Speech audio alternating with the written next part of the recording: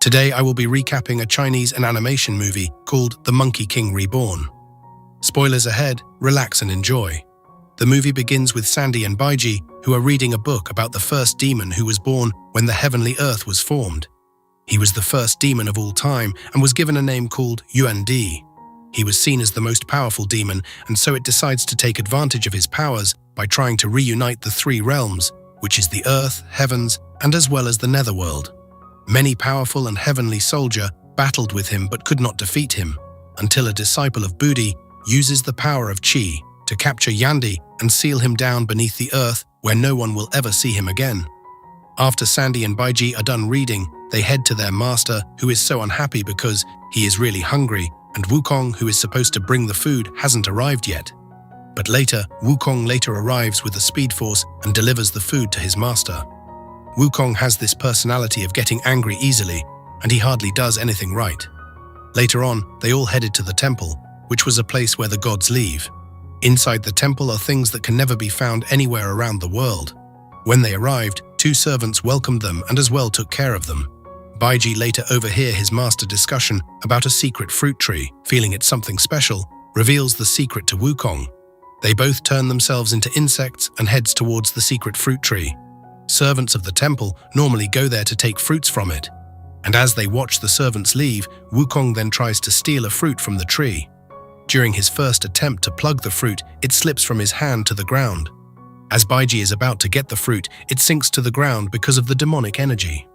As Wukong tries to retrieve the fruit out of the ground, he brings a small demon out instead of the fruit. The small demon tells them how special the fruit is, that if the fruit is eaten by anyone, 47 years will be added to that person's life. Wukong hears this and is desperate, needing to steal the fruit by any means possible. Wukong is able to retrieve 3 fruits and hands one each to his friends, Sandy and Baiji. While they are having a taste of it, the servants of the temple catches them in the act. They started to call him names for stealing the fruits, but Wukong tries to control his anger. But these servants still didn't leave him alone and captures him, and his master tries to plead for his sake, but they also insulted him too.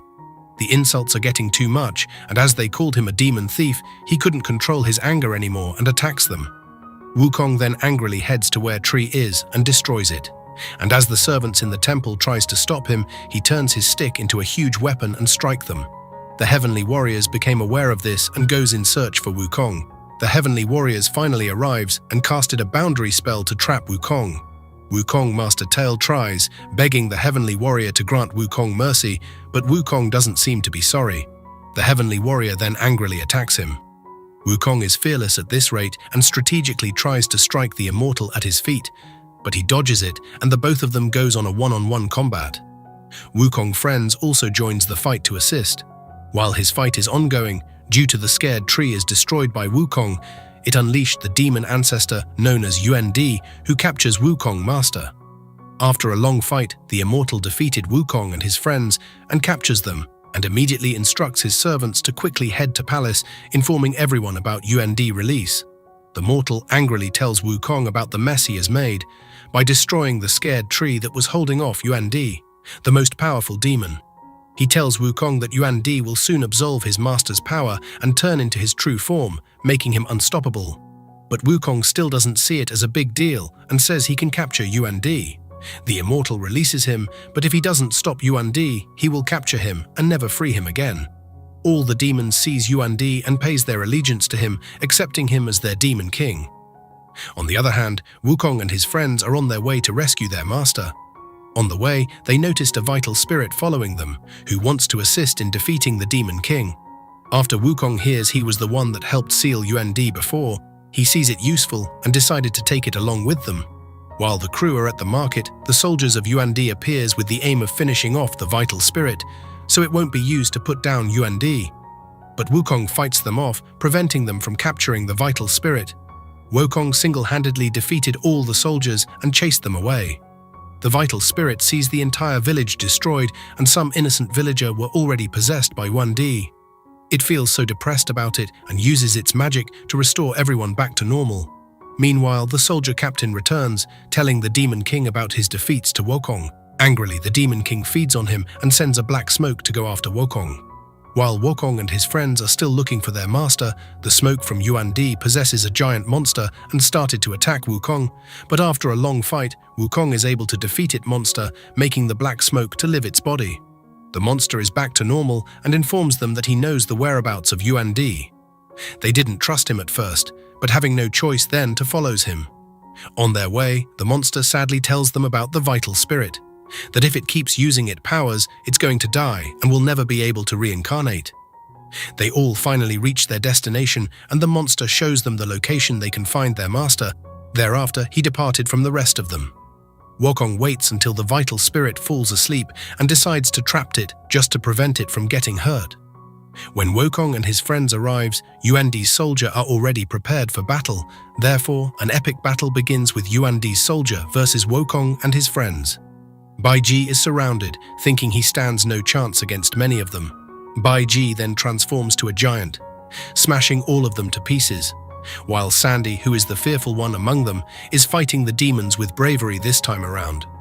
A fire monster then arrives and is about to harm Sandy, but Wukong shows up and killed it. Wukong uses his hair to form as many tiny monkeys possible to finish off the enemies quickly. Suddenly, Yuan Di appears and tells Wukong to hand over the vital spirit, but instead Wukong attacks him. On the first round of the fight, Wukong and his friends were able to defeat Yuan Di, but as he decides not to take it easy on them, he beats them all and defeated them. Dai goes to get the vital spirit, but Wukong did everything he can to prevent him from doing so. The vital spirit weeps really bad, seeing its dear Wukong, who is getting the beating of his life. As Yuan Di is about to harm the vital spirit, Wukong uses his body to shield it, making him unconscious. Suddenly, Yuan Di immediately kills Wukong master and feeds on his soul, making him much more stronger. He finishes Wukong off, and as he is about to kill him, the vital spirit then intervenes. She uses her magic to trap Yuan Di. But Yuan Di still breaks out of the trap and finally defeat the vital spirit. The vital spirit then enters Wukong's body and transforms him into a warrior in flames, the Monkey King. This time, Yuan Di is no match for Wukong, and after a long fight, Wukong defeated him and finally brought peace back to the world. Thank you for watching. Guys, if you love animation movies, then please subscribe to this channel and keep watching. Bye.